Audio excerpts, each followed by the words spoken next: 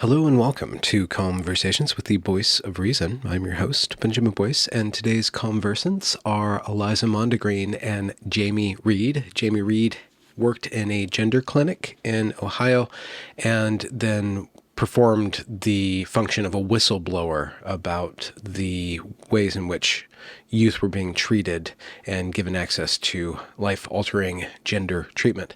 Eliza Mondegreen covers the same sorts of material, specifically drilling down into the World Professional Association for Transgender Health, otherwise known as WPATH, and the niceties of that rather kooky organization. In this conversation, we talk about the gender landscape with regards to the law and to these professional organizations, and I just kind of catch up to this topic that I've been paying attention to for a while. You can find links to both Jamie's and Eliza's work down there in the description. If you enjoy this content, you can donate via the links down there as well. Without further ado, here is Jamie Reed and Eliza Mondegreen. Is there any movement? Are people in the gender critical / gender skeptical world celebrating a new, like, the walls are closing in moment that they do every 3 months? So my top three would probably be SEGM had a conference in Greece. Then I was in London for the LGB Alliance conference that had a little disruption at it. And then I think my biggest thing on my radar is Sketti. Yeah. What? Sketti. The Supreme Court case, which Jamie knows way more about than me. So hopefully she could talk about that. Well, Ben didn't even know the name of the case. Everything Italian sounds like a piece of meat to me, so I don't know if you're talking about some sort of like nice charcuterie that you just inherited, scarmetti, or maybe a wine. Well, I've had to learn how to spell this. Yeah. And yes. Just been. So how influential is this? This is all the way to the top. This is the Supreme Court of the United States, like the Supreme Court. And it's about a state versus an individual, or like who are the plaintiffs and who are coming to blows in this, and what is the content of the blows? So it's the United States federal government versus the state of Tennessee. Okay. So it's U.S. v. Sketti, and Sketti is the name of the attorney general in the state of Tennessee. Okay. His last name. And what is the blessed, sacred, beyond reproach government of the United States want Alabama to do? Tennessee. Sorry. Okay. So the U.S. government is arguing that the Tennessee law is discriminating against this magical class of humans, and that there is a 14th Amendment violation because of their law. So the law is a restriction on puberty blockers, cross-sex hormones, and surgery in minors only.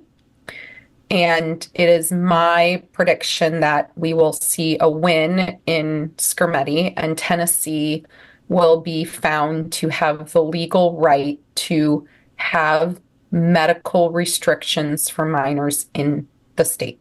Now, why it's going to be a big to-do. So, couple elements. The ACLU has asked the U.S. government if they can put forth one of their attorneys. So that side gets 30 minutes for oral arguments. And it is highly believed that Chase Strangio from the ACLU, who is trans, uses he, him, and they, them pronouns, will be the first openly transgender person to ever argue in front of the Supreme Court. So we have a media kind of story there. First trans person in front of the Supreme Court. The other element of the media story is this is a right-wing Republican court. And then they're going to rule, and they're probably going to rule in Tennessee's favor. And the ruling will come out in June, which is Pride Not Month, during Pride Month. which is the other element that the media is going to run with. And depending on which administration we have, will probably have some bearing on the public perception and the amount of frustration released. Or celebration that occurs. Or celebration, yeah. Yes. Yeah.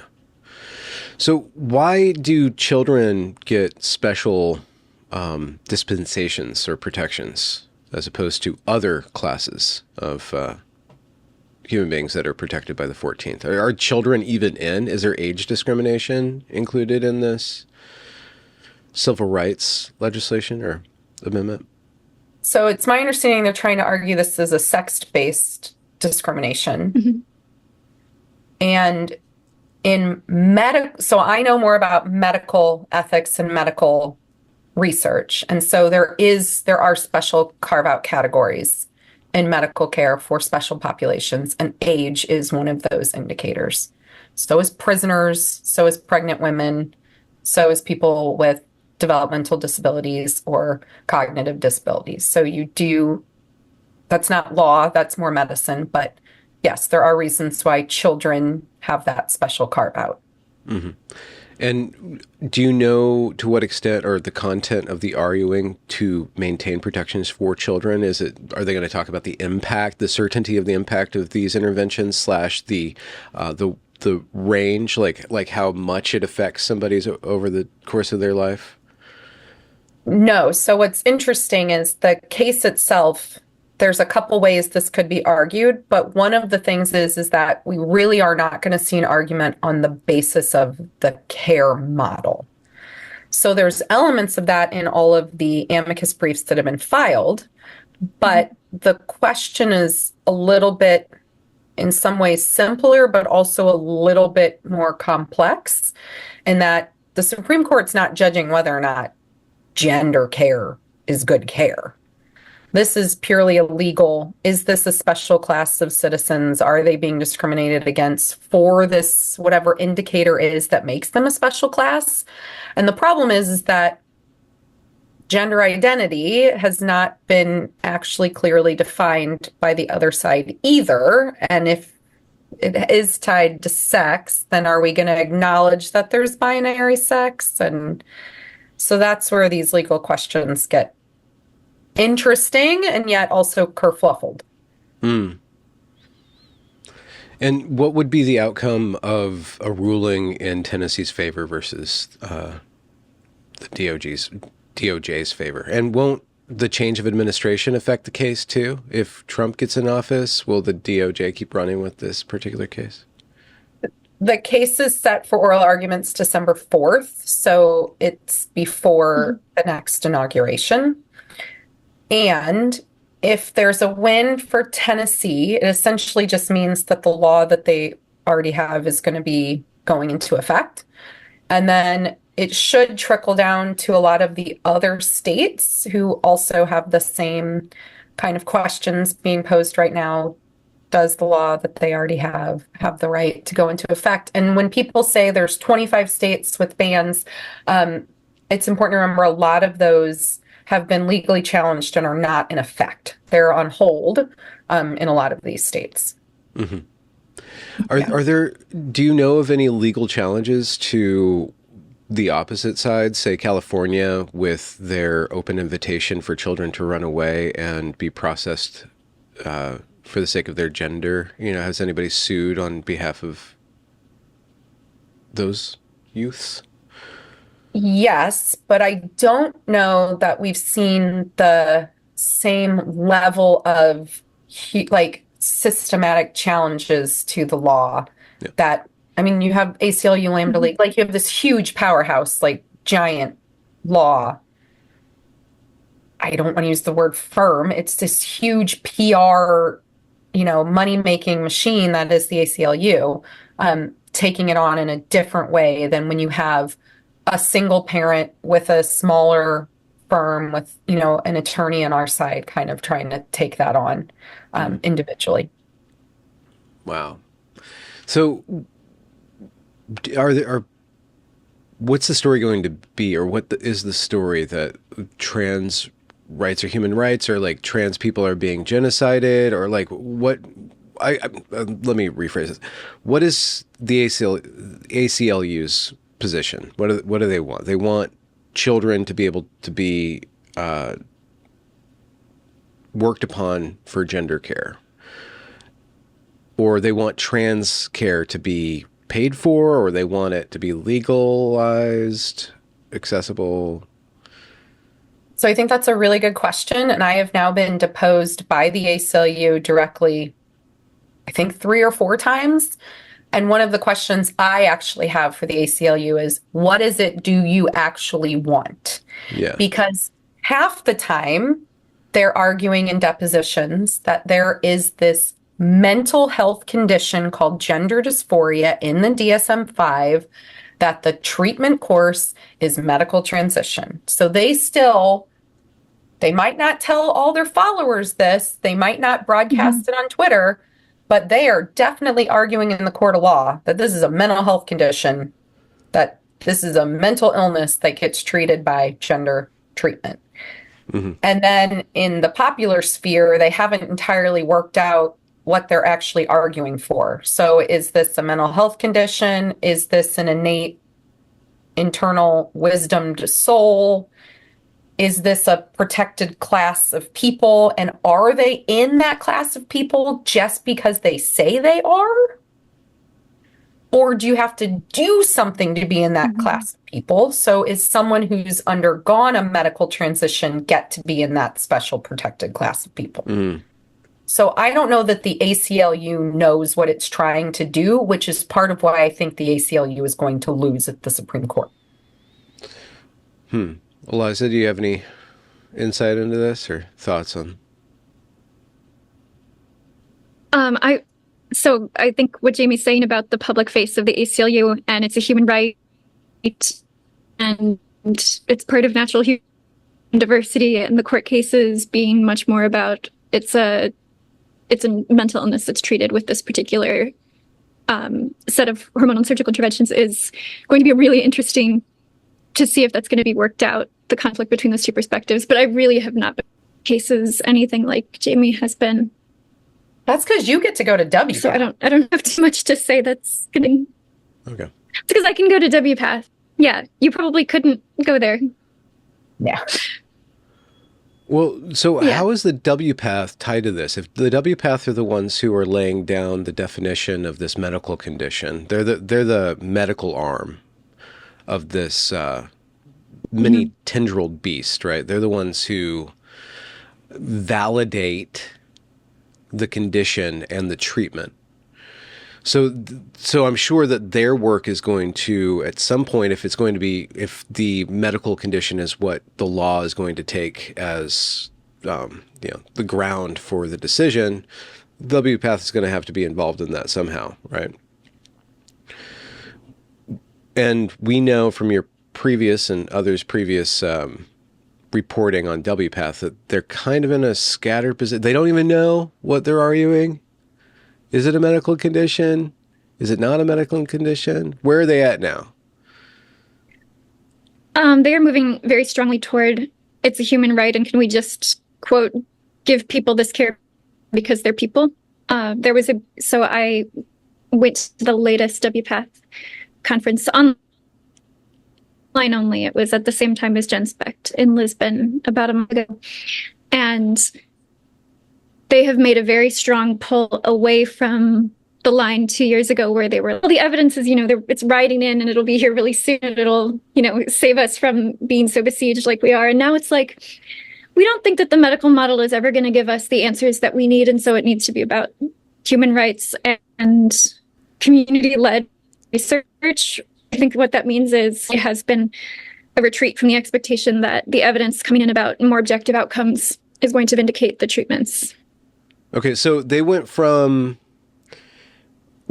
establishing the infrastructure for this care model and kind of waiting on the research, having some sort of research, but the research kept on coming in not in their favor, or they couldn't find the research. And so, and they're like, well, it's going to come in, it's going to come in. And now that it kind of has come in, or it kind of definitely hasn't come in their favor, they, the World Professional Association of Trans Health, are now saying that health is not the right way for us to establish the validity. It's not the right way to evaluate the treatment.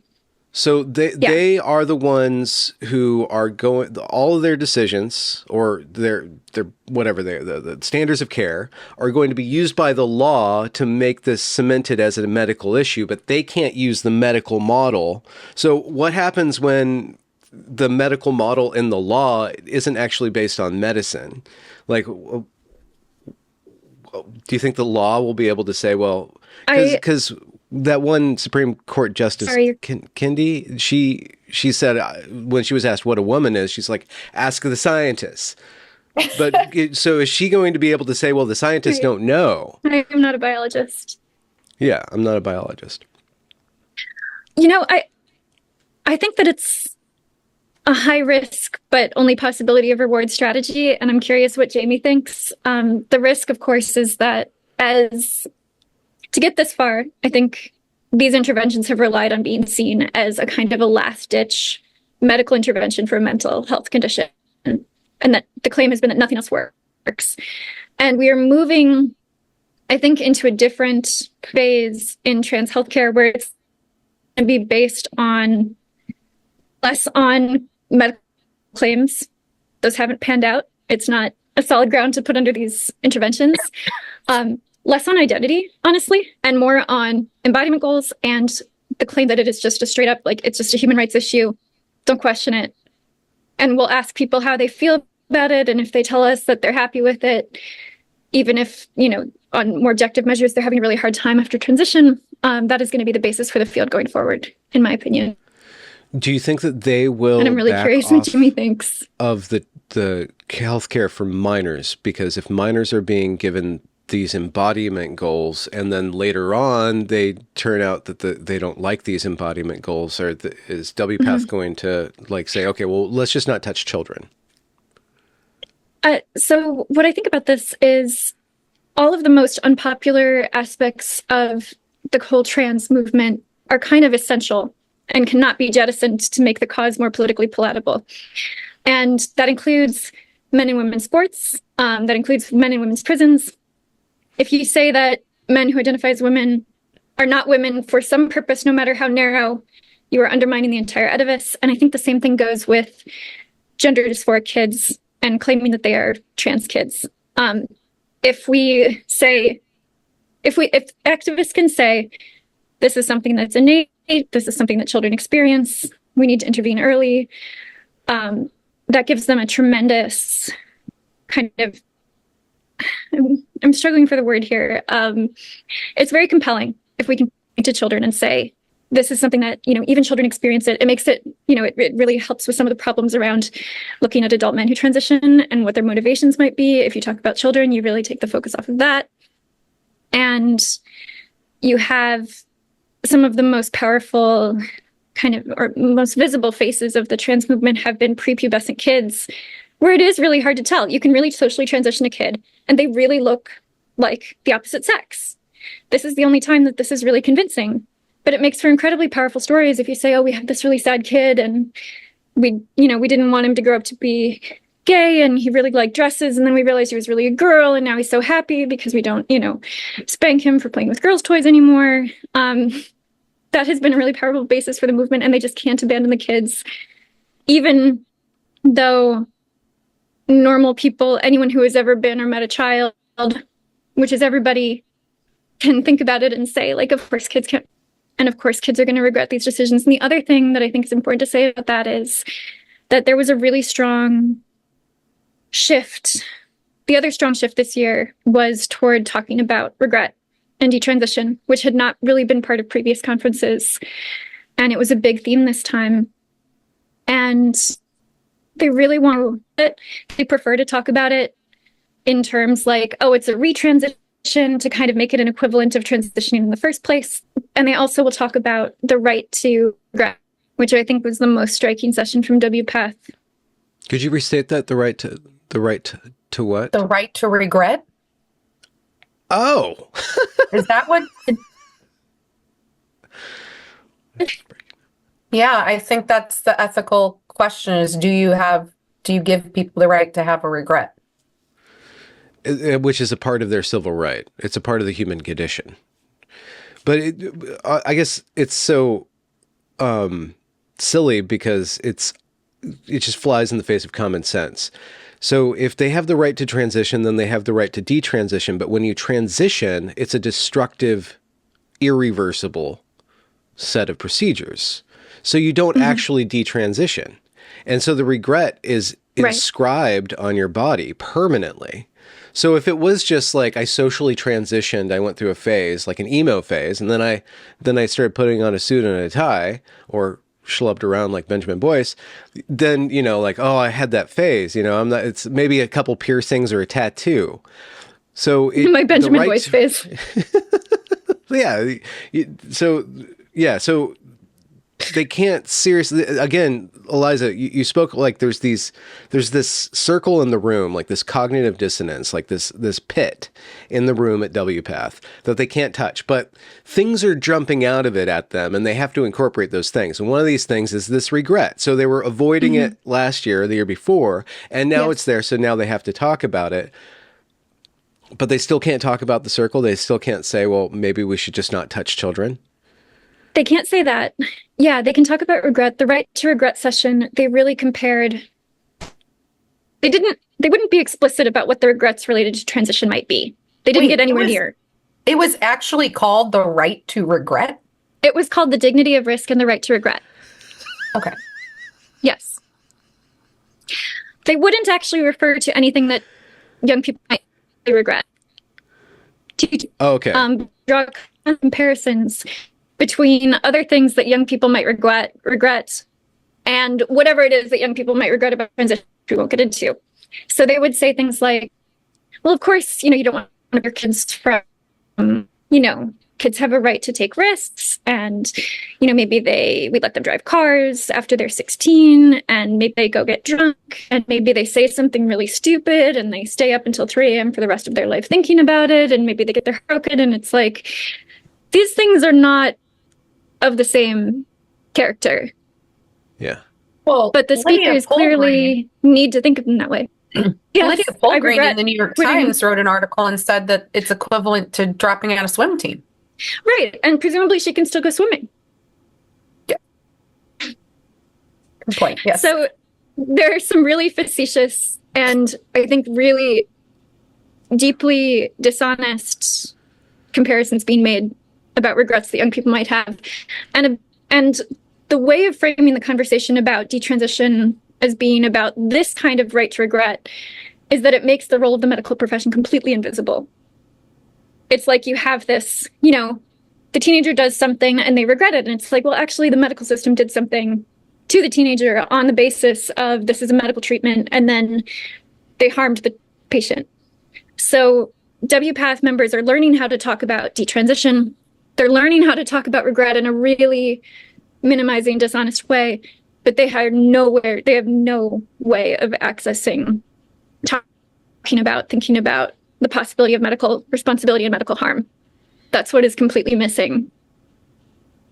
And I've heard some really powerful, I've had some really powerful conversations with detransitioners who will not even use the word regret, and they use the word grief.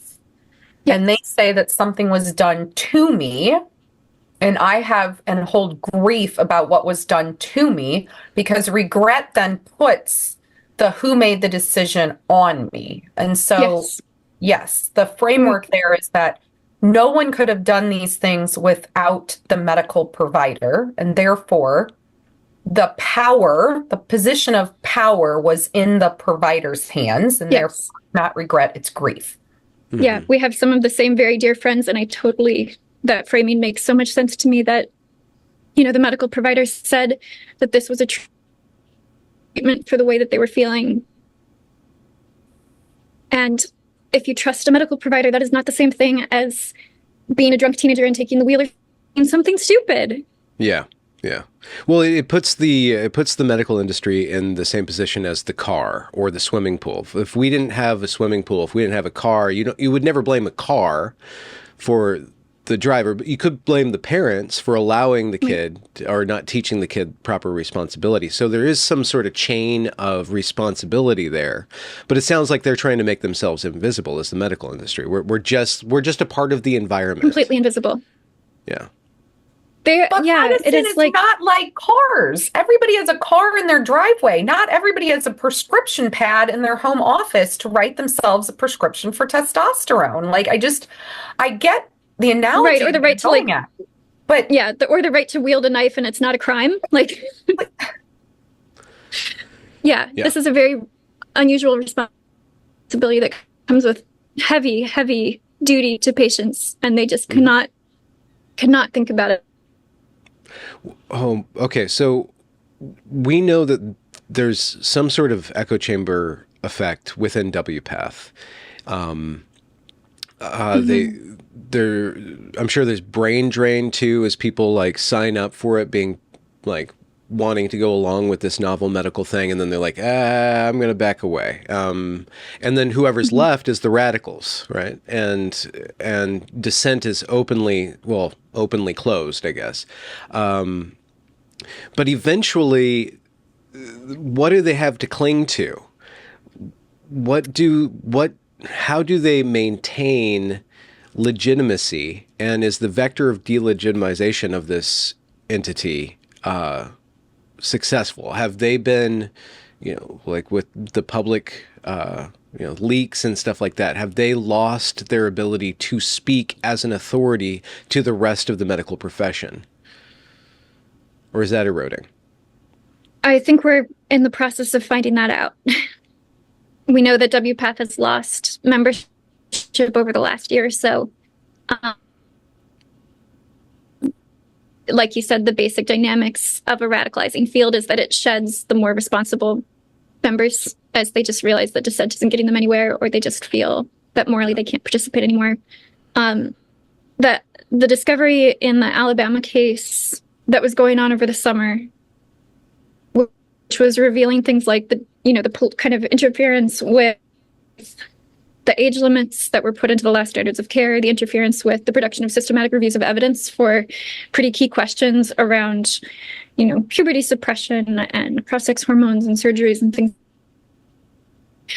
It was very, very for WPATH. And the reporting from the New York Times last week about Joanna Olson Kennedy's, multi-million-dollar NIH study on puberty blockers, where she was just like, I didn't publish it because I didn't want it to be weaponized. And so obviously the results weren't great. I think that those things are really going to hurt the field with, for lack of a better word, normie medical providers. Yeah. But I think I think that the membership of WPATH at this point remains pretty well insulated itself, and that a lot of those people are going to be ride or die. I think. Like, they can never, because if you have transitioned, many young people, if you've maybe heard that some of them regret it, how can you ever adopt a different perspective on what you were doing? Can always move to Argentina. Well, that's not really the same thing, but I mean, it's like you could protect your idea by moving. Yeah. So, but can they ever look at it and say, what was I doing? And I wasn't doing what I thought I was doing. I don't know. Yeah. Jamie, one thing that you brought up, I don't know if it was in conversation with me or something that you were saying elsewhere, but you said something about from the business of medicine perspective of insurance, like the insurance codes and stuff like that. You brought up the possible need for insurance code for detransitioners, or people who, or whatever that ends up being called technically, to cover the asses of whoever's asses need to be covered. But is there the vector of change on the insurance front? Is there any movement on that you know of, or are there downstream effects of these court cases and these news stories and, you know, the reality of WPATH as an activist organization starting to have an impact on insurance? So there's a couple layers there. The first one is I do see some movement in this next legislative cycle in the states, where a few more states are going to start talking about the Detransition Bill of Rights. So we saw it voted down in Arizona at the governor level, but it had passed through their legislative body. I believe that Ohio is willing to at least start having some conversations around these bills. So Do No Harm has a good model legislation on this. So they've put out a model of detransition care. Even in my own life, I know that my spouse is still kind of trying to navigate understanding if anything is covered, and if so, what does that look like? And one of the challenging things I'm coming up against is that most of the detransition steps are cosmetic. So they're seen as cosmetic. They're within the realm of cosmetic providers. So electrolysis, hair removal, even hair implants for, you know, people who've lost all the hair on their head. Those are all in the realm of cosmetic. So I do start to wonder too, even if you pass a detransition Bill of Rights that allows for an insurance code, if you go to an endocrinologist, that's still not going to get you coverage for weekly electrolysis that you might need to remove, you know, a beard or hair growth. I still come back to conceptually, I want to see some sort of financial justice pool created for those who have been medicalized. So something that allows an individual to, you have to prove what, you know, steps were taken, you know, who did those, but there's some kind of pooled justice that we provide so that things like that are covered. I don't know how to get us to that point, but I would like to see some kind of retribution in that sense available. Well, and I also think if you set something up like that, you're really going to put on that front end way more caution before you. If Planned Parenthood had to pay in millions of dollars every year into their justice pool for every kid that they transitioned, then they probably would say, we're probably not going to give out testosterone to 15-year-olds anymore. But there's a sliding scale of harm that's being caused by transition from the cosmetic, right? So hair loss, changing of your for women, like your voice drops, but then there's more severe things, mastectomy, scars that never heal. Not talking about any groin work that has happened, like the vaginoplasty or the neovaginas, the amount of downstream effects of that, and then all of the downstream effects of taking cross-sex hormones, increased risks of stroke, dementia. I'm sure a lot of that's just going to get lost in the mix and not be directly tied to the transition. But it's still, if you look at the numbers on this, not just the amount of people that are making money off of transitioning people, but the amount of money that's being spent on the front end for the transition, and then the downstream healthcare, you know, the negative health events. It's like this huge waste of money. I'm sorry, maybe not a waste. If we can prove that it's not a waste of money, I guess I'll keep my mind open on that. But it's a huge sunk cost. There's a really strange analogy that comes to mind for me sometimes, and just go with me for a minute here. So in the US, there's states that have helmet laws, and then there's states where you do not legally have to wear a helmet if you're going to get on a motorcycle, right?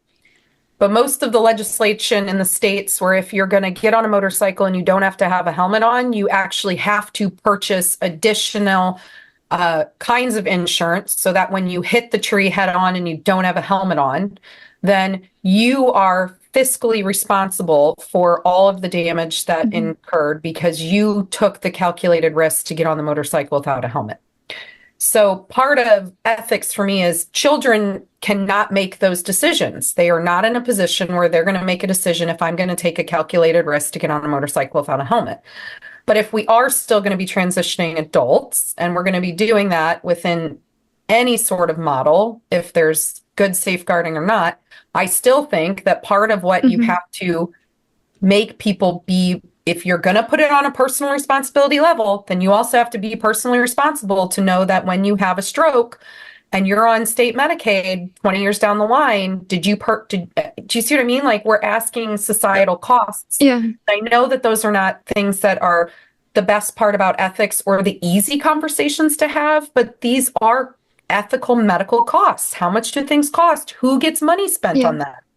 Are we going to, the kid who's in a binder that's showing up at the ER because their rib cracked? I mean, we are collectively paying for that in our insurance system. And do we need to think about that as a cost benefit ratio for our society? That's interesting. Again, the gender conversations cover so much ground. You go into fiscal insurance stuff, you go into law, you go into ethics, then you go into interpersonal dynamics, then you go into like the juicy human stuff of mental health and what it is to be a man, what it is to be a woman, and sexuality and identity. There's just... It basically asks all of us to have multiple PhDs. Yeah. Well, that's why I think that in a sense, that's a really interesting point, because in a sense, that's how it's moved so far, because of expertism and because of, people willing to trust the experts, and then our institutions being taken over by what some people have called a mind virus. I don't know if that's too salacious of a term. I was going to ask Jamie about her experience in London and what did London? London was profoundly impactful for me. I attended a day-long LGB Alliance conference. The first thing that really struck me was where this conference was held. So it was in the middle of Westminster in the Queen Elizabeth II Conference Center, which is directly across from the church where all of the queens and kings are coronated. So as an American, I was like, I cannot believe that this is this physical location. To me, it was the equivalent of if we had an LGBT Courage Coalition conference in the middle of DC, like in view of the Washington Monument. And there were actually flags in front of the building that said LGB Alliance. And to me, that just really indicated how much farther along England is than where we are at in the US. So I don't know that we could have a LGB or a gay lesbian conference talking about pediatric medical transition harming proto-gay kids in the US without it being seriously needing a lot of security. And then speaking of security, there was an incident in the afternoon right before I was set to speak. The two co-founders of LGBT Alliance are Kate Harris and Bev, and they are two of the most awe-inspiring women, older lesbians that I've ever met, and they bicker. Like they have they just straight up yell at each other. Bev will just be like, Kate, stop talking. And then Kate's like, no, you stop talking. And we're like in the middle of a meeting and they're just like, they'll just go at it and they're amazing. But we did have some conversations after this incident about, are we going to publicly talk about this incident? Is this really about the conference and how it was held? And there were 600 gays and lesbians in a room together. But it was a really, I don't get rattled easily. And it was one of the first times I was rattled. What happened? So I was standing right backstage and was waiting to be introduced. And I started seeing a couple young people running, and running across in a conference space is kind of strange. And it didn't it took me a minute because I didn't understand what was going on. And then there was starting to be some yelling. And I also was really, it was confusing. I just didn't know what was happening at first. And then the MC started to was at first asking people to go back to their seats because we did not know what happened. And one of the things that still to this day has got me a little shaken is that these kids released dropped bags with thousands and thousands of bugs in them. And they dropped them on the periphery of the conference seating area. But what could have been really detrimental is if they dropped them in the middle, because the thing that the place where people get hurt in situations like that is panic, and then people get run over, and then they trample other people, basically, is what you could have seen happen. So it finally came to the realization that there were thousands and thousands of bugs that had been basically dropped and thrown right into the periphery of the audience.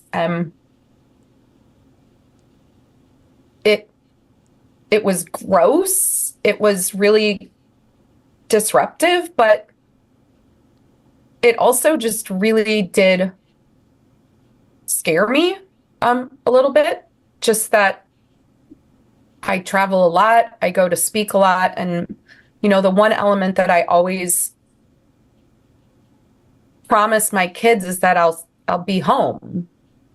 Yeah. Every time I go, it's no, I'll be back. I'm going to take the airplane back, and I'll be back, and I'll see you. And I always talk to them about what souvenirs I'm bringing them. And then that was that first moment where I first had this thought, I don't ever want to lie to my kids that I won't be able to get back home. And I think what scared me more is just that we had gone through a few layers of security, and these kids had gone through the security in the morning, and then they figured out the security enough to have these bags slipped to them in the afternoon after they weren't checking bags again, because they check bags in the morning. And I worry about the radicalization here in the US, and I worry that in the US it might not have been bugs. Yeah. Yeah. What you say bugs? Are we talking about crickets or centipedes? So there was some initial Stink bugs? confusion, I think. The photograph that I took was thousands of crickets, but I also saw a whole bunch of mealworms. Those gross. We have a lizard in my house, so I was like, "Oh my God, I know what mealworms are and crickets are." You know where they got this?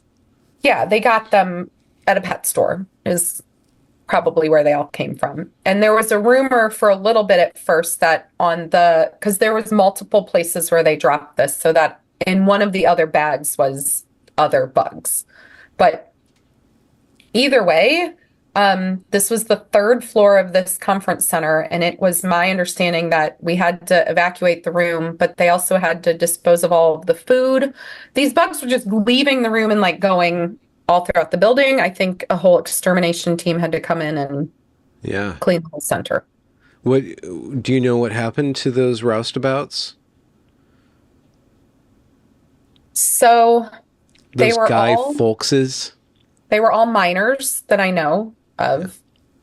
And they were briefly detained, and I believe they were released to their parents. And I wrote a long, really gut-wrenching Substack about, a photograph I saw of a couple of the girls. These were teenage girls that were, they identify as boys or non-binary. But there is talk in the UK that they were assisted and are being assisted by some really radicalized adults in the UK, and that's really disconcerting too. I mean, I It's was like at the CPAN's conference in London also, and that was smoke bombed at the beginning. At the front door, there were smoke bombs thrown, and the protesters there were trying to break down the front door to a medical conference. They do, yeah, there is some sort of Just Stop Oil-esque activity going on. Well, they'll throw soup at people. I don't I know if think anybody's like Chloe, super glued their hands to like the genitalia of a statue of David or something in protest of gender surgery. I do think, I'm just going to circle back to Skermetti for a minute. I actually think one of the reasons why the ACLU and GLAAD and HRC want to see this case go forward is because I still think that they believe that they'd rather have this be a battle of public opinion. The courts are going to rule, even if the courts rule against, and these laws are going to go into effect, the fact that, it's going to be released in Pride Month, they are in essence stirring up this public opinion to make it become this fight of, kindness and the glitter family on one side versus the Republican red on the other. And they win if they get to keep putting that out as the narrative. Yeah. Do you think that narrative is going to stick? I mean, okay, listen. So Vance, J.D. Vance, he's running for vice president of the United States with this guy, Donald J. Trump. And he was on this other podcaster guy, podcast called Joe Rogan, and they released it last night. I was listening to it, and they spent like 45 minutes or half an hour on the trans issue. And it was right at the beginning. So I know that J.D. Vance is going for the Republican ticket. It's red. Rogan's rather a centrist, but he is castigated as red, but I'm sure it's got millions and millions of views already. There's vectors where the common sense take on this topic are poking through. They don't have the media in other areas that is rabidly trying to control the narrative. And if they get their candidate in, I'm sure they're going to have some foothold to process misinformation, as they call it, which the other nominee for, the Democratic nominee for President Kamala Harris has openly stated that she wants more lockdown on speech. So the only way that this stuff can survive is if there's an absence of common sense and if they can keep on promoting the narrative, but they blew their chips. Like the whole media apparatus blew its chips on 2020, blew its chips on the COVID stuff and Black Lives Matter, and the trans stuff kind of was coming in before that. And it was a part of this whole bundled, it was a part of this media consensus that is just falling flatting on its face for more and more people. So if they can't maintain control of the apparatus of narrative making, then what can they do other than just kind of concentrate in different states, right? I'm just looking it down. You'll have California and a few other blue states that'll have this stuff, and then you'll have red states that won't have this stuff. But they won't be able to maintain total control of the narrative. And what Eliza's pointing to and has been pointing to with your work is that if they can't control the whole thing and control everyone, then they can't control the central idea of transness. Yes, but I don't discount the legacy gay orgs. So when you think about the other elements, the Black Lives Matter, the DEI, the other elements, that free speech narrative, even like the Israel-Palestine, all of those other kind of elements within that apparatus that you're talking about, which is different from the apparatus Eliza's talking about. She is talking about that they're never going to ditch the kids because they know that it is innately tied downstream and upstream to every other avenue, because sports is absolutely tied. You cannot have sports without trans and kids. So that's that apparatus. The other apparatus here around the media and the control and that narrative, the thing that is different about this aspect with the media is that we have the intersection and the tie with legacy LGB orgs being completely captured, bought, and tied in with it. So there cannot be, the media cannot let go of the trans kid until the LGB will let go of the trans kid. And I don't think that the LGB is going to let go of the trans kid until there's an all-out civil war and there is a complete break and we actually understand what's happening in the gay community. And that is the conversation that I have most often and am most engaged with. And one of the things about Sketti that I find really necessary is just visually speaking, we're going to have the Supreme Court building and we're going to have all of these protesters in front of it. And you're going to have everybody from GLAAD, HRC, Lambda Legal on this side. And they're going to be painting this picture that this is about glitter, rainbow, love, joy, love wins, except that's what they want this narrative to be. And if the people that show up on December 4th for the other side have signs that say, Jesus hates gay people, or Republicans, or anything like with that conservative kind of narrative, you're going to keep the media engaged in that way. What I want to see is two sides with rainbow flags pointing out that this is actually a debate within the gay community. Because every time I'm in with the ACLU, at the end of the deposition, we always come back to, we are having a debate internally. And we caused this, we started this is our problem. We have to be part of in the front leading the way out. We have to center gays and lesbians and adult homosexuals who understand innately gender nonconformity. We understand gender issues in childhood, and we can best speak and say, we do not need to be transing gay kids. Sorry, that's my soapbox. No. Well, you said we caused this. What within the gay community facilitated this? So when I look back at the original Dutch studies and when I look back at those original Dutch clinicians, I see exactly what I see in US centers. I see that there were gay people working in that center. I see that some of those researchers are gender nonconforming adults, not to name names, but gender nonconforming adult lesbian women who worked in that center, who led some of these studies. And when you look at that original cohort, and when you see about 80% of those kids were self-identifying as gay children, and we transitioned them anyway. Why would there be, what are they working out? I mean, this is psychologizing, I know, but why would they facilitate that, these gay people? So when you look at Turban, you see a adult gay man who was rejected by his father. And if you read his book, he was strongly rejected by his father to the point where he felt like there could have been violence perpetuated against him. I think he is now firmly in the no one will be rejected, and I'm not going to ever let a kid be rejected, even if that kid is saying that they're trans. When I look at Joanna Olson Kennedy, she's married to a trans man.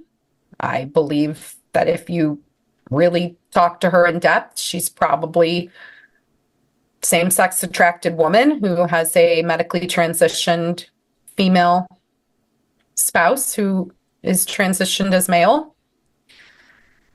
And we see gay clinicians all over this field.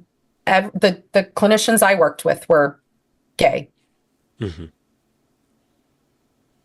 So they're working out some sort of trauma by trying to, it's like a protective, they're seeing themselves in the children they're treating? I still think there's an element of gay adults, especially who grew up as gender nonconforming kids, where there is this innate element. There's so many of us who had these experiences in childhood where we did feel like I should have just been a boy. Like in our child minds, it was like, well, I I should have just been a boy. Well, this would have been so much easier. Maybe I am a boy. Maybe this is who I was supposed to be.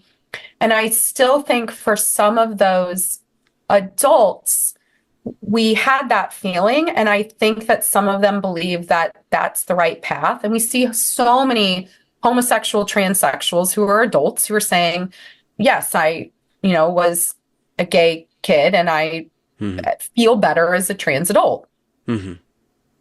I don't think it ever gets to the root issue that society still rejects gender nonconformity and homosexuality on some level. And I still believe that the best pathway forward as a society is that we actually deal with embracing gender nonconformity and homosexuality, and therefore do not need to change anyone's physical body. No one's physical body should need to be changed to have society embrace gender nonconformity and homosexuality. When kind of a left field thing, but well, I mean, okay. For one, did we not already achieve that? And to what degree do we need to change society for homosexual people? Did we not already form some sort of consensus? Like whatever you do in your bedroom, that was the law of the land, culturally the law of the land.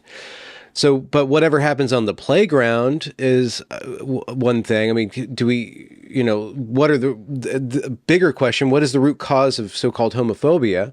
Is that an adaptive thing? Is it kind of baked into society? Is it some fault of our society and we need to change our society? But we already got that, and that wasn't enough, right? And then on the other end of it, when we embrace homosexuality, do we embrace, and I know this isn't a big issue, but it's an odd issue, like gay men hiring women to have their babies for them because they have the right to enjoy fatherhood just as much as heterosexual. Okay, so let's try to take that apart. Surrogacy, we need to put on the back burner for a minute. Okay. So when J.D. Vance spoke yesterday with Joe Rogan, he used this phrase, I think we have the normal gay men vote. Okay. So what I've seen some gay men even on social media saying is, I don't consider myself a normie or a normal gay man. And I've seen some of them say, I'm very femme, or I'm not a normie gay man. But I'm still going to vote for JD Vance. I've seen even some of my friends, saying this on social media. Because what I think you're getting at is that, yes, there was this maybe even magical period where we had legality for marriage. We had reached this point where, Ellen is kissing women on TV and GLAAD is one, and we could have all backed away. But what we still never truly, I think, got to was the embracing, or at least full acceptance of the gender non-conforming gay person. So when if I'm forward presenting from my org, of course, people, even if you look at Jamie, the other Jamie who leads Gays Against Groomers, we are very socially acceptable looking gay lesbian women, right? It's when we start picturing and thinking about that really gender non-conforming gay person, I think is where we still have some of that societal kind of I don't know if it's innate. I don't know if it's a gut reaction. I don't know exactly where that comes from, but it still exists. And I don't think it's wrong to point out that still exists. Yeah. Children do that innately. 3, 4, when kids start understanding sex differences, they will have for that moment, they'll ask gender nonconforming, especially gender nonconforming gay people, are you a girl or a boy? I mean, a lot of gay people grow up having that question asked of them. Are you a girl or boy? Adults will ask them. And, there's always been that kind of innateness that parents who knew that they were raising a gay kid. Do you know how many parents will be like, oh, I knew my kid was gay from a young age? Because you can see, I don't know where that gender nonconformity sits. I don't know if it's where that is, but it does exist. And that's what we hadn't gotten over. But I also agree with you. As a gay person, I don't need all of society to kowtow to my family or my family structure. I don't need my kids to go to school and have 1 out of 3 of the little kid books that they're being read to have a same-sex couple parent. I never was asking for that. I don't need that level of. Yeah. I also think as a society, I'm perfectly okay with there being people that reject my sexual orientation. We're in a pluralistic society. You don't have to come to my wedding. Also, you don't have to bake my cake. That's totally cool with me too. But in a pluralistic society, yes, I should have the right to get married. I should have the right to adopt children. I should have the right to have a job. I should have the right to have my spouse's picture on my desk at my job if everyone else does, and not be discriminated against because my spouse's picture is that of a female. Like, those are totally pluralistic society elements that we, I think, all did get to the point where we agreed upon. Yeah. Yeah. Yeah. As a society, we have entered, as a pluralistic society, we have a lot of ambiguity to deal with and ambivalence to deal with. And I think that it's in our nature to want to close categories and to make the cultural landscape neat and tidy so we can identify the friend and the foe, and even in rad femme discourse, like where they want men to kind of stay in their lane on and this is what happened last year at the GenSpec conference in Denver, they want men to stay in their lane aesthetically so that they can be identified as not a woman and not blurring the line around female safety, around female bathrooms, and then just around like, if you are a man who is dressing like that, it's got to be, you're forcing me to participate in your fetish. But it's still the same level of like, I can't deal with your ambiguity. I can't deal with the ambivalence of that. And we need to have tighter categories around that. You just see it over and over and over again. If we want to have a debate about that, I think that still is facilitating, like, we need business casual just for, it's just, and that's just a small thing where we need women's sports.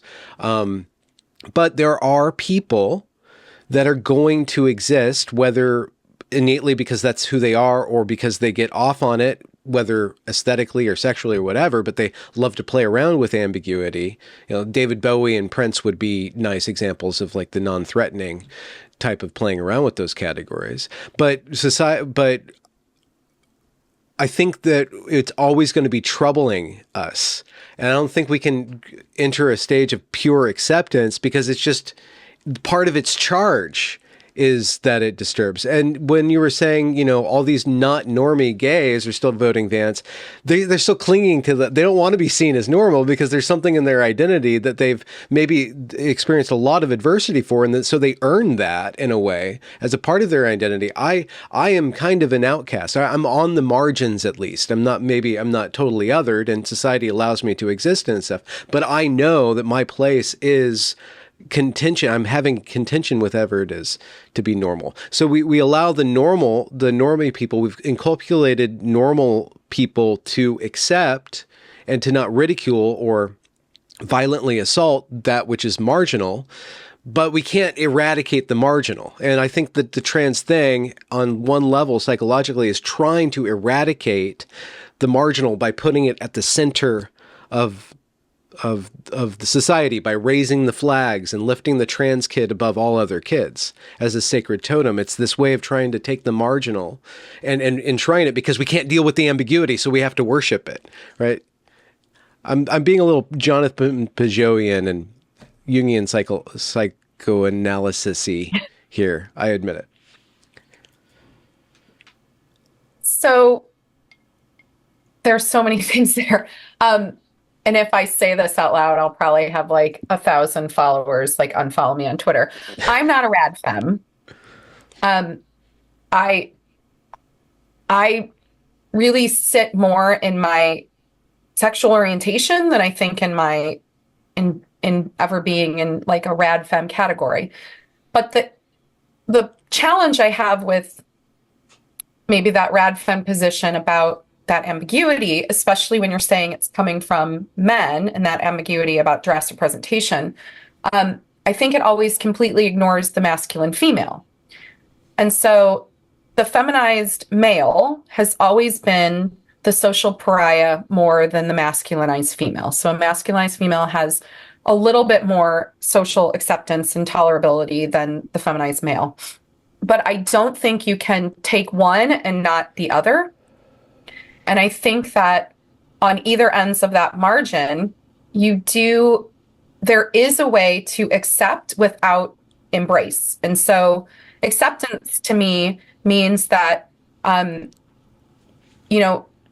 you can be in a public sphere and not be beaten or yelled at or have slurs thrown at you, or things like that without needing to have flags raised. There really is a way to carve out acceptance without, that kind of what we're seeing now. In terms of there's even a tweet going around right now of somebody at a fashion show wearing a pink tooled skirt and a black tuxedo top. And, there's a rejection of this, the feminized male. And this is not a trans or genderqueer, public persona. But I still think that at that core, the feminized male or the masculinized female comes back to the rejection of homosexuality. Because David Bowie was not gay. David Bowie was married to this hot woman who played the bass in the band. David Bowie was a straight man. And so to me, I just care more about centering homosexuals in that conversation. And I still think that niche of that straight male who's playing around is so small in numbers that we're getting so caught up about everybody's talking about like AGP and all this nonsense. When I'm seeing this huge cohort of homosexuals who are feminized males or masculine women who are being completely ignored in this entire conversation, to talk about like 2 AGPs on Twitter. Yeah. Yeah. You brought up something that's really contentious. It's a real needle to thread. And this kind of is the next step of the worry that people had about backlash that we were talking about a couple of years ago. It's like, this is going to lead to a lot of backlash. You're going after people's children, and who's going to be left holding the bag of shit? It's going to be gay people. It's going to be normal gay people. And by normal gay people, I don't mean gay people who act normal or appear normal, but just the gays, male and female gays. So they are now, in order, and this is the part of LGB Alliance and various other homosexual organizations who have been standing up against gender ideology writ broadly. They have to actually kind of take responsibility for it without becoming targets and put the brakes on it. Because I don't know. I don't know if a backlash needs to happen. I think that the people can be held accountable. That would be really nice. And at this point in my life, I know that that's probably not going to happen. Nuremberg was a very special situation. We're not going to see that again for what happened with COVID, what happened with the riots in 2020 and stuff like that. We have a selective justice. So, these professionals, they're going to have to cover their ass. They're going to go away. A lot of them are going to go away. But there can be targeted reform, targeted blame and accountability, and a moving on. But that moving on probably needs to extend to, maybe we don't need half the calendar of the United States to be devoted to sexuality. Maybe we don't need that anymore, maybe these corporations and the government and stuff, but again, this conversation goes into the vector of the Democratic Party. It goes in the vector of really deep questions about our society.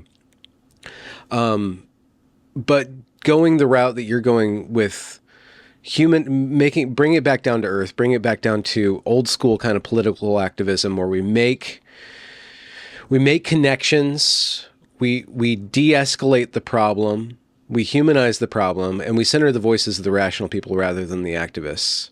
I don't know what we do with the activists. I don't know what we do with the radicals. We do know our government will cover for them in the case of that trans shooter from last year. Was it this year? No, it was last year when the Christian school. Yeah. So we'll see. Eliza, I think, knows some of this research and can talk to this, though. The way that you keep the radical from becoming a shooter is you keep them embraced.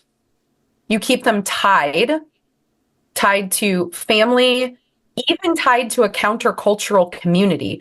I would rather the radical kid still be going to a group, even if it's a trans-identified group, and have kids to show up at Pride with, than being the lone wolf. Because it's the lone wolf. It's the kid when they are completely isolated and alone that become the true radical. And so one of the elements to me in de-radicalization is being open to embracing people coming back into the fold.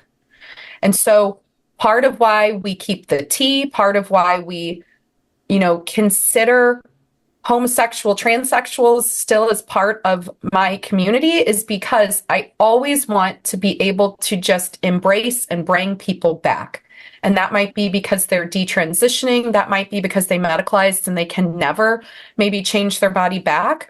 But I want always the door to be open to de-radicalization and to bringing people back into normative society where they can feel embraced and be part of a community. Does that apply to the WPATH nut jobs? Sorry to take a stance on that. So I think we're talking about two different groups, though. Okay, There's people who've been harmed. I jumped. Yeah, There's the people who are being harmed. Yeah, people who have done the harm. Yeah, what do you think should be done with them?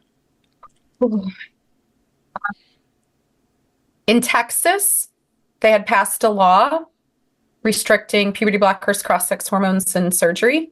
And they have actually now filed a suit against a doctor that it appears who has been breaking the law. If you are a medical provider breaking a law, you deserve to have that law thrown at you in every way, shape, or form that the state can throw it at you. Yeah. Absolutely. And if that means your license is revoked, or if the law says that you go to jail, then you go to jail. That's reasonable. Jamie, you're not that radical after all. Well, part of this was I was a radicalized teen. I really was a radicalized kid. I lived in an anarchist collective, and I saw where that line was starting to sneak, like where the line of radicalization starts to go into true, real violence.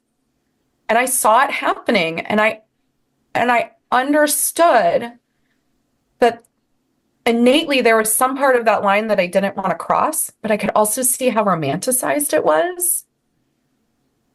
And I know, we heard research in Greece at SEGM about there are activists in this sphere who are looking at that line right now, and some of them have stepped over.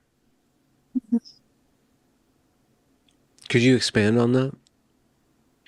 Well, Eliza, do you want to talk a little bit about that kind of research or? Yeah, sure.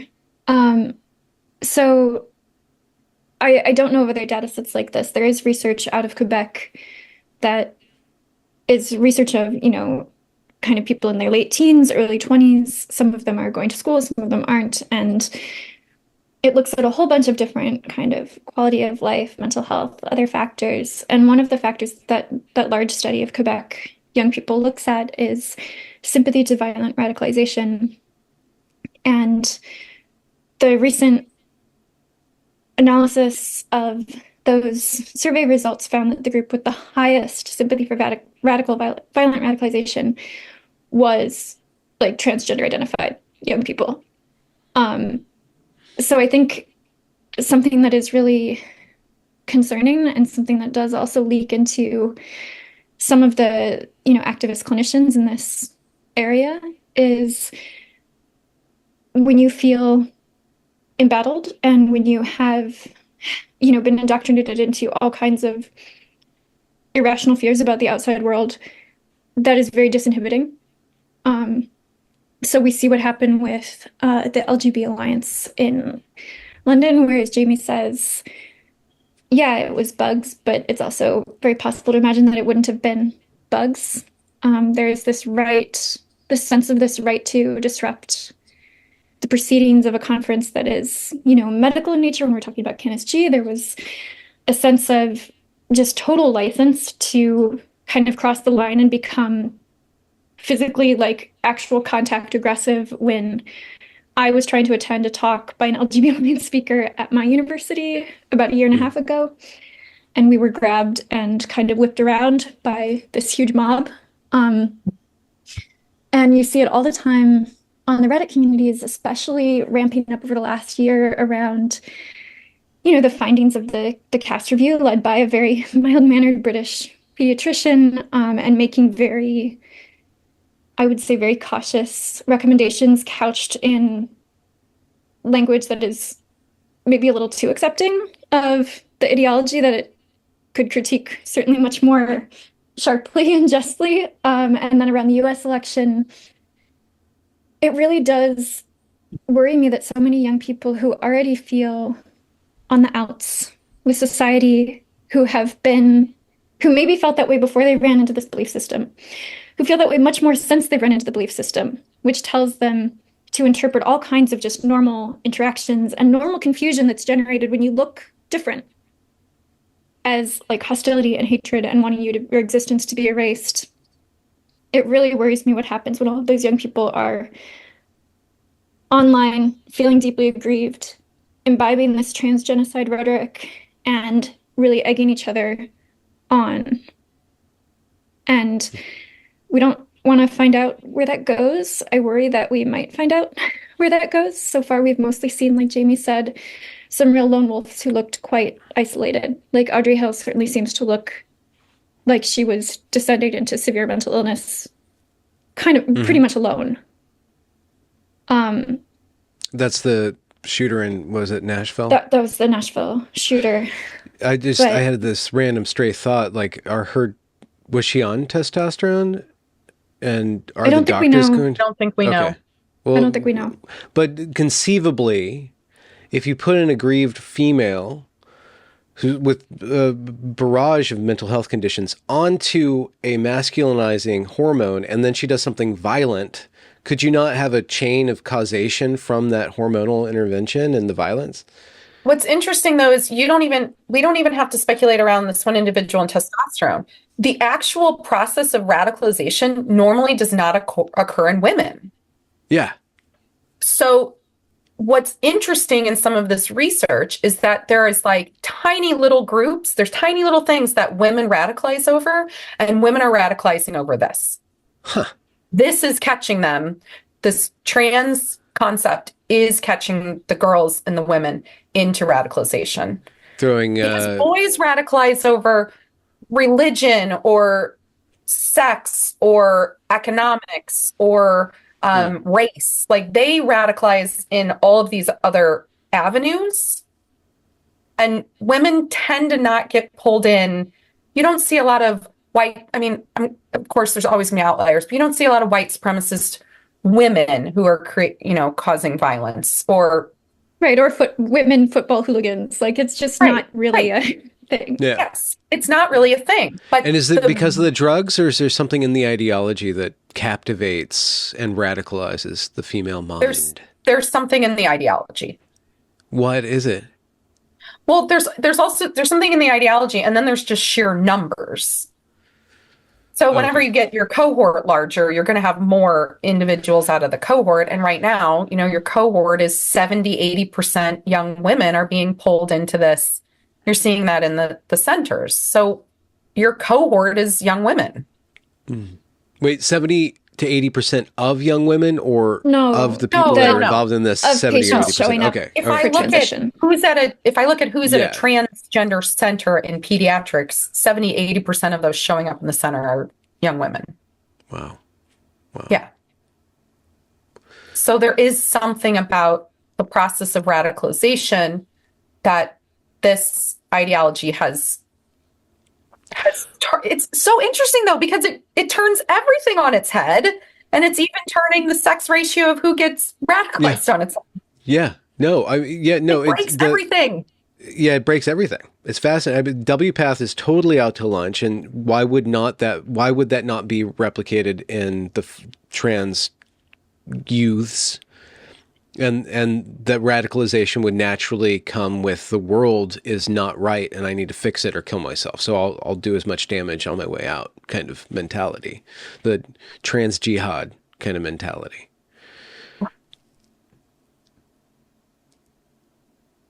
I don't want this for our young people. Mm-hmm. No, nobody does. Nobody does better when they have beliefs that the whole world is against them, when it's like that's not what's happening. Well, the belief structure even tells them to reject their parents, reject your grandparents, reject everything in your surroundings that might provide you with stabilization. And an alternative perspective on what's happening, and just contact with the reality that's being rejected. Eliza, do you see any waves in the Reddit community about it becoming less cool? And it's probably impossible to say because it's so radicalized that they kick out anybody who doesn't accept it. But well, it's also like the people among whom it would be less cool wouldn't be posting on those Reddit communities. Yeah, so that's not the place to look for that. Well, I guess is there data points that you guys have discussed in all of your highfalutin professional organizations that this might not be the coolest thing on the block?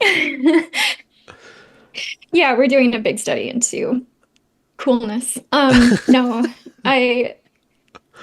there are anecdotal reports that, the kind of like younger Gen Z are a little bit fed up with it because it's this older Gen Z and millennial thing. And now, and there's also just kind of the basic dynamics of, if your parents and your teachers are doing it, it's really, really, really not cool. And so whenever I see an older adult come out, there's a certain category of older adult, like Amanda Jett Knox, who when she comes out, it's like, this might save some kids going down this path, because there's no way to make it look dumber than that. Yeah. So it's almost like a kind of a perverse public service for certain people who are just so painfully uncool to come out as trans. Yeah. But I really don't know how we would we'd have to look at attitudes. We've seen the surveys about kind of the LGBT, opinions about LGBT issues, and we've seen growing kind of backlash or rejection or questioning of some things that had much more support even just a few years ago. And so maybe that is an indicator. I do have a little bit of hope in the younger Gen Zs, exactly, and maybe I think it's Gen Alpha. So I have two younger Gen Zs, and I just tweeted this the other day where my 16-year-old wanted to play me a clip from a song that dropped Monday by Tyler, the Creator. I don't like any of this music. I'm an old school punk music fan, but I listened, and there was a line about rejecting pronouns, and it did lead my 16-year-old and I into a conversation about how I said, your generation is going to have to help us carve out, if you're going to be rejecting this forcification of pronouns on you, that you still have some recognition of acceptance of gay people. And he was just like, what are you talking about? Of course. Nobody, whatever. Gay people are fine. Yeah. And so he kind of innately was like, what? Why would you put those two things together? And I was like, oh, okay. Great. Yeah, glad to hear. I mean, They I think know to pull that apart. Yeah, and I think what they're rejecting is the imposition, and you've got to play and clap along. And that's the part that's really uncool. And that's the part that is like both feels and actually is a real burden when it is placed on you to go along with something that you maybe think is bullshit, or maybe you just think it's dumb, or maybe you just don't want to. Yeah. And that's very different from, yeah, my coworker or my classmate is gay and who cares? Either way. Well, because part of it is an infringement on freedom of speech. It is. It is. I'm telling you what to put in your mouth and what you have to say. And Yeah. No, I was going to say, it was basically like gays saying you have to perform fellatio. No, that's No. No, I'm saying, yeah, it's still kind of the same. It's like compelling behavior. It's compelling behavior. Like the gays can keep it among the gays. But like the trans stuff, it has to be because it's such a construct that's built out of all these layers other of people irreality. have to buy into the other trans people stuff have to because buy there's- into it. Right. Yeah. Because there's no other way for it to be true than for other people to act like it's true. correct. So it's inherently going to be an imposition. Yeah, Yes. it's not like a debate around homosexuality could be pinned on a moral. You know, that Christians can make a moral case against it, but the But if debate you don't around want to be gay, transness, you don't have to make out with me. Right. It's fine. yeah, but Actually, I'd rather you didn't. the trans it's not even a moral argument. The trans have to use morality to enforce it based on like civil rights or like acceptance and tolerance, but like it's an ontological argument. Like it's about like you have to deny biology or you have to actually not deny it. Maybe you just have to go through so many layers of pre-Copernican revolutions of like thought about the whole thing in order for it to make sense. But teens naturally do reject when adults are forcing them to do something. Like you have to say this. Oh, I'm not saying that. Like, but also the other thing about this cohort that they've seen, which I also find interesting, is even again in my own teens, they knew kids who were trans identifying in 7th and 8th grade, and now they're sophomores and juniors in high school and they're not trans identified anymore. Yeah. So they also have seen a number of kids like desisting, and they are recognizing it as, I mean, everybody's like, it's not a phase, but they're like, I just saw this be a phase. Yeah. Yeah. Like, Jeez. If it weren't for the medical aspect of this, and if it weren't for freaking WPATH If it were needing those just a trans dumb kids, teenage, it could And have adults even didn't been take it less seriously. dumb. But the whole establishment. it could have also actually been a rejection of gender norms, and you can Yes. dress however you want and physically present yourself however you want and be a masculinized girl or be a feminized boy. It is exactly that change of the physical body and asking other people to embrace a difference of reality where it all falls apart. Yeah. Wow. Benjamin, you're lovely to talk to. Yeah, no, it's very, sorry, we can't see Eliza. I had to bring up a picture of your face Yeah. to anchor me on your lovely Yeah. bones. No, and then I got kicked out for like 5 or 10 minutes. Yeah, I'm When going to have Jamie to was do some talking. editing to the earlier part. So but I it's great missed to- I missed some of the psychologizing, which I'll have to catch when I listen to it. You can join the live chat and fill in. Yeah, I'll be really interested to hear what was said there in the middle. What is going on with you both coming forward in the near future? What's going on? What's afoot? I'll be in DC December 4th for the oral arguments at the Supreme Yeah. Court. I'll be outside. And we'll continue to be going. We'll be traveling this month to Philadelphia, Ohio, and Dallas, Texas. What are you promoting? Promoting. I'm meeting with some bioethicists in Philadelphia. Oh, cool.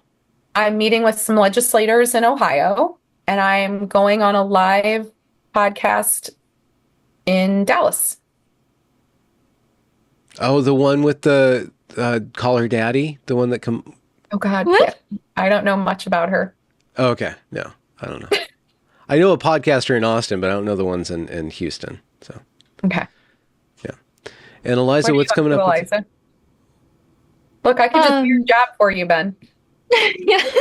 No, I Thank I ended up doing that too when we have conversations.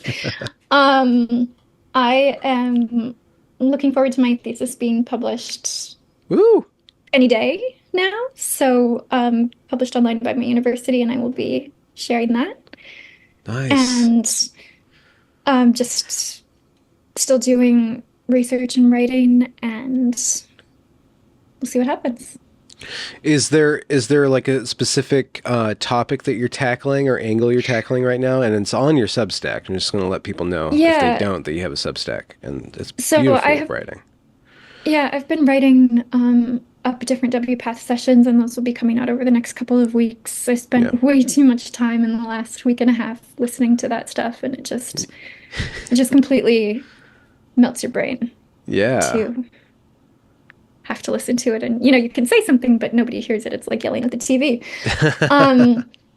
So there was that, and there's also a piece that I've been working on for a couple of months. I mean, I was very busy with some conference organizing and some other things going on in my life, but I'm looking forward to getting back to it. It's talking to parents who've become estranged from their adult children who identify as trans, and it is hard to figure out how to write about it, but I think it's really important to talk about it. Yeah. Yeah. The fallout of this is so tremendous. Yeah. The personal toll. We talked about the medical toll, but the interpersonal toll is just huge. Yeah.